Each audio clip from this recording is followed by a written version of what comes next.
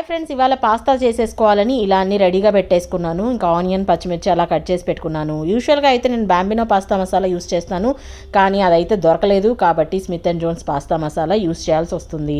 And as యూజువల్గా cut చేసి పెట్టుకున్నవి కాస్త ఆయిల్ యాడ్ చేసేసి, ఆయిల్ హీట్ అయ్యాక ఇందులో అన్నీ యాడ్ చేసేస్తున్నాను. ఇంకోటి ఏంటంటే యూజువల్గా నాకైతే మసాలా ఫ్లేవర్ అనేది స్వీట్నెస్ అయితే అస్సలు నచ్చదు.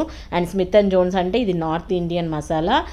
నాకు తెలిసి సౌత్ ఇండియా వాళ్ళకైతే ఇది నచ్చదు, ఎందుకంటే స్వీట్ ఫ్లేవర్ ఉంటుంది కాబట్టి. బట్ ఎలాగో ఇప్పుడు బాంబినో పాస్తా మసాలా దొరకలేదు కాబట్టి ఇంక ఇది ట్రై చేయక తప్పట్లేదు అనమాట. ఇక్కడ వచ్చేసి ఎవరెస్ట్ జింజర్ గార్లిక్ పేస్ట్ని అయితే నేను యాడ్ చేస్తున్నాను. ఎవరెస్ట్ జింజర్ గార్లిక్ పేస్ట్ చాలా ఫ్రెష్గా చాలా బాగుంటుంది, మీరు కూడా ట్రై చేయండి. యాజ్ యూజువల్ ఇంకా జింజర్ గార్లిక్ పేస్ట్ చేసిన తర్వాత కాస్త పసుపు, ధనియాల పొడి, కారపొడి, ఇలా అంతా పసుపు అన్నీ యాడ్ చేసుకున్న తర్వాత నేను నెక్స్ట్ ప్రాసెస్ చేస్తానన్నమాట. అండ్ ఇది నాకు Smith and Jones pasta masala తీసుకుని అన్ని యూట్యూబ్ వీడియోస్ అయితే నేను చూశాను.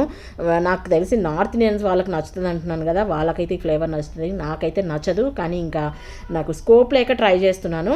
సో చూద్దాం ఎలా వస్తుందో ఏమో. ఇంకా కట్ చేసి పెట్టుకున్న టమాటోస్ కూడా ఇలా యాడ్ చేసేసుకున్నాను. అండ్ ఇప్పుడైతే పాస్తా మసాలా చూడండి ఇదే యాడ్ చేసుకుంటున్నాను అనమాట.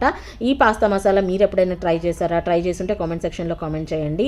నేనైతే ఇష్టం లేకనే యాడ్ చేసుకున్నాను, అండ్ నాకు ఈ ఫ్లేవర్ కూడా నచ్చలేదు. నిజంగా చెప్పాలంటే నేనైతే డిసప్పాయింట్ అయిపోయాను. Thanks for watching friends. మరొక వీడియోతో మళ్ళీ కలుసుకుందాం ప్లీజ్.